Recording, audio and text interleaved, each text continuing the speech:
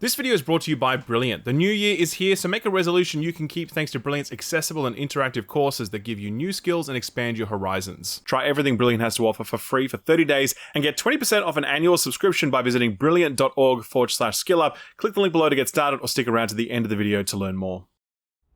Eternal Strands is the debut title from Yellow Brick Games, a new studio formed by a bunch of industry veterans from places like Ubisoft and BioWare, including one Mike Laidlaw. If that name sounds familiar, he's actually the former creative director on the Dragon Age franchise. I've said before that I'm always really intrigued when I see veteran developers leaving big studios to do their own thing. Sometimes it doesn't work out. It can lead to a game that's a little overambitious or too derivative of the work that inspired it. But with some real tact and focus, that experience can be honed into something pretty cool. Something built outside of the constraints and requirements of the typical AAA formula. And Eternal Strands is a wonderful example of just that. Eternal Strands is a very playful, trimmed-back RPG that places a premium on sandbox and systems design above all else. There are open-world spaces, but they function more like Monster Hunter levels, facilitating simple creature hunting and material collection rather than a space packed with activities or opportunities for discovery. There is a heavy emphasis on story and characters, and though it's nothing outstanding, it's all written and performed very well for the tone that they're going for. There is a gear crafting system, but it's very lightweight and intuitive, built around just a handful of core stats. Stats that neatly fold into the game's focus on braving and wielding the elements. You see, Eternal Strands is all about bending fire, ice, and gravity to your will. And the most interesting part about this game is the way that these things interact with one another, particularly in combat. I mean, picture the monster climbing of Shadow of the Colossus or Dragon's Dogma, but then combining that with ice magic to freeze a dragon's wing so it can't fly, or detonating a gravity well beneath you to launch yourself onto a giant construct. Like, it's the kind of inventiveness that I would have expected from like the next Legend of Zelda game, much less from an indie studio's first title. But I think that's where clearly this team's experience has really paid off. Too often, we've seen smaller studios reach for too much and land flat on their face. But Yellow Brick Games have very smartly trimmed back the things that they knew they probably wouldn't be able to deliver on, while going whole hog on the parts that would make their game stand out. You can definitely feel that missed potential in some key areas, but otherwise, Eternal Strands is very confident in the kind of game it wants to be. One small in scope, but bursting with heart. You act in spite of your fears, not because of them.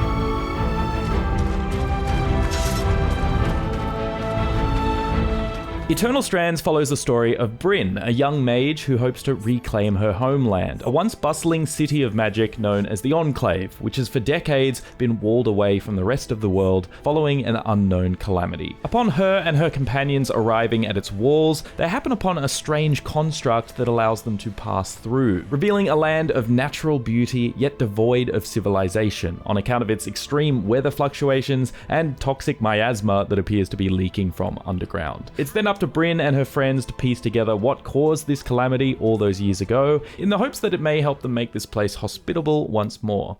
So the story is probably the weakest part of the experience. It's not bad, but certainly nothing to write home about either. It's basically a 20+ hour paper trail of Bryn picking up clues around the world for her companions to study. It unfolds into an okay mystery about a society collapsing under its own greed and an ancient evil trying to take back what's theirs, with some light character drama in between. But yeah, it is all very familiar territory. What does make the story a bit more enjoyable was the characters, Bryn included. They don't have any complex character arcs or anything, and the main villain is admittedly quite dull, but I did find them really endearing, in large part because of the voice acting, which is surprisingly excellent. Their distinct speaking cadence and very natural line delivery gives them so much personality, making every conversation a pleasure to listen to. Shouldn't we try to leave the way we came?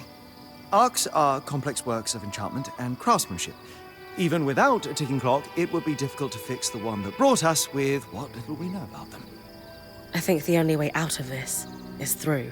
You'll notice some of that BioWare DNA here. Much of the story hinges around your companions, each have their own companion quest line, there's also dialogue trees. The influence is very loose though, there's no romances or anything like that, and your dialogue decisions have no impact on events or change the way your companions might feel about you. Do note that the writing and tone is very much geared toward being on the more light-hearted end. There's a bit of conflict here and there, but mostly everyone's patting each other on the back, being supportive friends. It's a whimsical fantasy adventure with very little in the way of emotionally charged moments or meaningful takeaways. I didn't mind that really, but it is a bit of a shame, I think, given this talented voice cast, given how surprisingly dialogue-heavy Eternal Strands is, and that they had Austin Wintory behind the soundtrack. They could have leveraged all this to deliver a narrative that is trying to say something or make you feel something, but yeah, unfortunately, it's rather safe and unremarkable. It's a moderately sized campaign, again clocking in at like 20 plus hours, but you could easily squeeze out 25 to 30 if you complete all the companion quests. How the story is presented is where you can definitely feel that tighter budget though.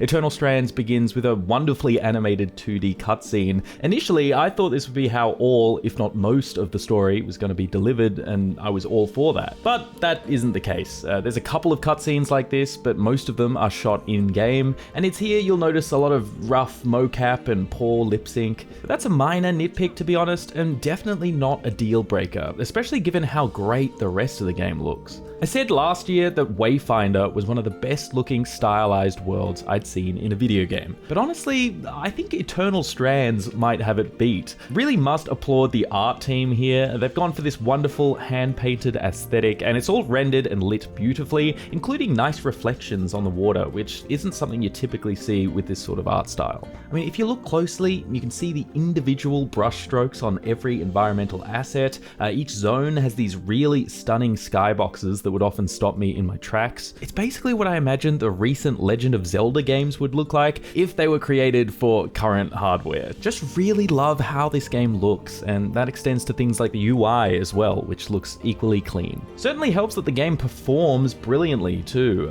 Playing on a PC with an RTX 4080 Super, I had zero bugs, crashes, or frame rate hitches to speak of. This is a top of the line PC though, so I did end up trying this on the Steam Deck as well for a low end benchmark. There, it sits at a very respectable 30 plus FPS on high settings and can hit that golden 45 FPS with some tweaking. All that is to say that you shouldn't have any issues with performance if you meet even the minimum spec requirements, and there's actually a full demo of the game available on Steam if you want to test it first. I also do recommend that demo for giving you a sense of how Eternal Strands actually plays, because yeah, the sandbox that Yellow Brick Games has developed here is genuinely fantastic, even if it misses out on some unrealized potential.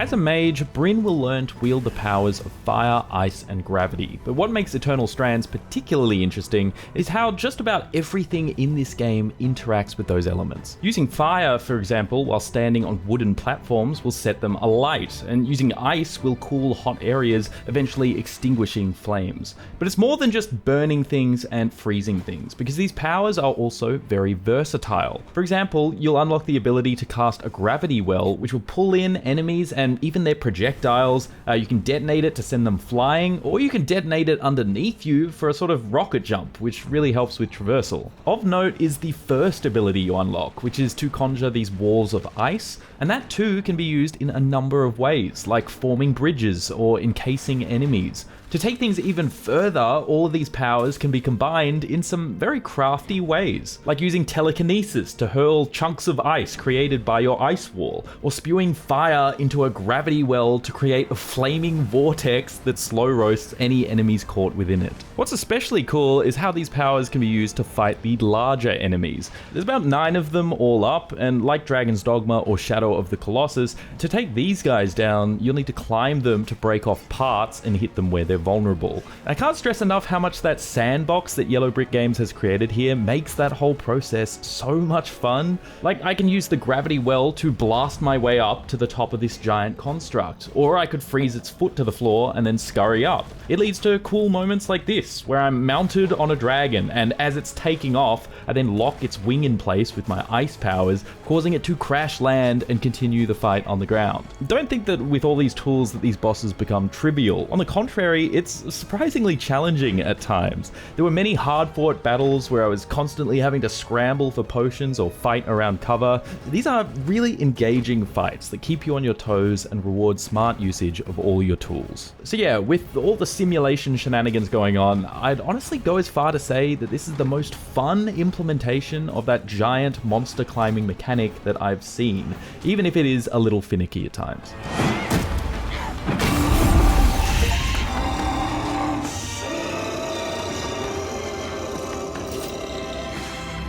You've got some extra combat capabilities alongside all this with a sword and shield, a greatsword, and a bow. While they're very basic in terms of moveset, you'll craft versions of them with elemental powers that do further expand this sandbox. Like this greatsword that blasts out multiple ice walls, or this gravity one that sends me flying into the air.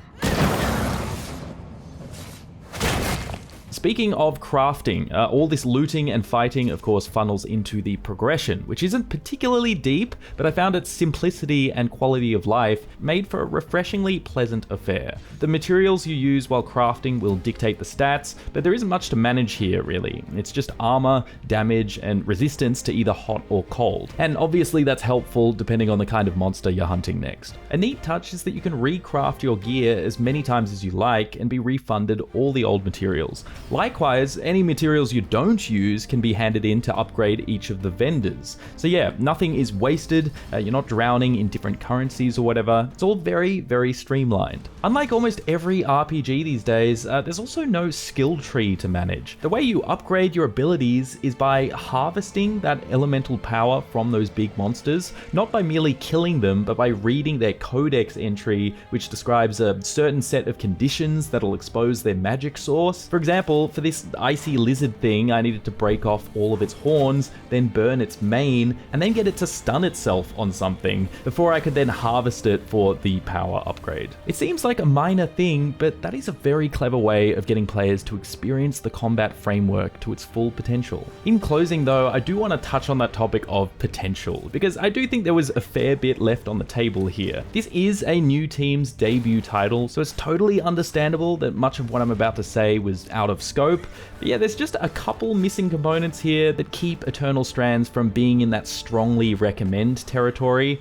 So Eternal Strands does not have one big open world. Rather, it's split into these separate, modestly sized explorable zones, kind of like Monster Hunter in a way. Likewise, they don't house any NPCs or side activities. They're mostly just a place to hunt these large behemoths and collect materials. That's totally fine, by the way, and there are reasons to explore off the beaten path. In fact, that's the only way you'll find new armor and weapon recipes. But creating a world ripe with discoveries and things to do was not this studio's main focus, I think.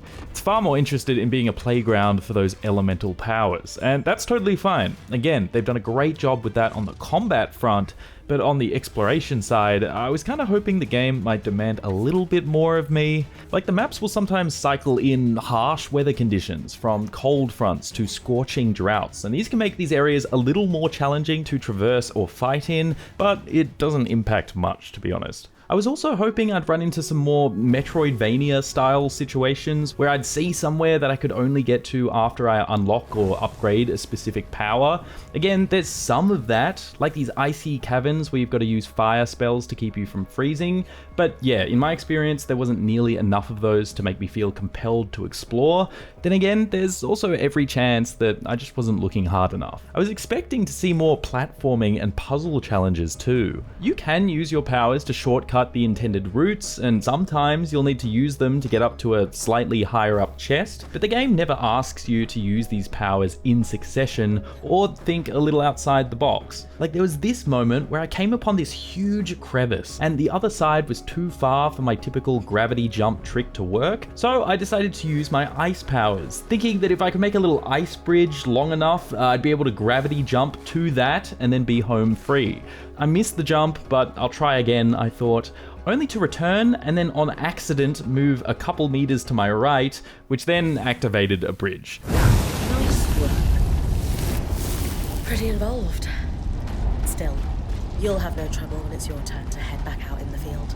The way the main story quests play out is also pretty dry. Mostly all it asks you to do is go to a spot, pick up something, and then go back to camp. There was this early moment where I needed to find an item in this town that was completely frozen over, and at this point the game was giving me a choice. I could go unlock my first fire spell to burn my way through, or I could unlock anti-freeze potions and chug those down, or I could craft some gear with higher cold resistance. I thought that was pretty cool, and I was looking forward to the rest of my playthrough being sort of self-guided in this way. Unfortunately, this was the only occasion where that was the case. But hey, maybe Yellow Brick Games take this sandbox the extra mile in a DLC or a sequel or a new project entirely. Either way, really keen to see where they go next. Because yeah, overall, Eternal Strands is an impressive debut, and I don't want these gripes about what could have been take away from what this game offers right now. I don't think Eternal Strands is a must play, but it's well worth checking out if you're into games like Monster Hunter, Horizon Zero Dawn, Dragon's Dogma, or Legend of Zelda. It's playful, it's focused, polished, and exercises restraint in a way that you don't typically get from AAA games that are often hell-bent on offering near endless amounts of content. That's why I suspect so many industry veterans going on to boot up their own studios, because they want to make games with that same premium quality, but homing in on the question that matters most in a video game. Is this fun? Are these characters fun to be around? Is this world fun to look at? Is it fun to fight things? What you end up with is a game like Eternal Strands, where, at least for me, the answer to all of those things is a definitive yes. Could it have aspired for more in its narrative and exploration? Absolutely. But what's here was more than enough to sustain a 20+ hour playthrough and having a great time doing it. It certainly justifies its box price, and if you've got Game Pass, it's available on there day one. Like I said as well, there's a demo available on Steam, so give that a go if you're unsure. If you plan to pick this up, Eternal Strands releases today on all platforms barring Nintendo Switch, and I happily recommend it to you.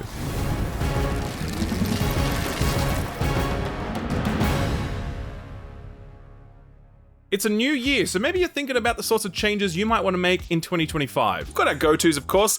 Get a gym membership or start using it. Eat better, read more books, actually play some of the games in our Steam backlogs instead of buying new games. But let's be real, that one's never going to happen. Maybe one of your New Year's resolutions is to pick up a new skill, broaden your horizons, or just keep yourself sharp. And that's one resolution that's very easy to keep thanks to this video's sponsor, Brilliant. Brilliant is a learning platform that gamifies learning. They have dozens of courses on topics like science, mathematics, computer science, and so much more. And each of the courses are broken up into little bite-sized chunks that you can knock over in just a few minutes. Brilliant will regularly test your learning to make sure you've got it, and then it'll award you experience points and achievements for making progress, encouraging you to continue with your learning journey. And it's super convenient too, since Brilliant does have a fully featured mobile app, which is how I use it. So yeah, I'll boot up a mobile game or doom scroll social feeds, but I'll also spend a little bit of time each day on Brilliant. And you know what? It's one of the few things I do on my phone each day that's actually a good use of my time. Plus, it helps you learn actual practical skills too. Like if you're considering a career in programming, or even if you're already working in that field,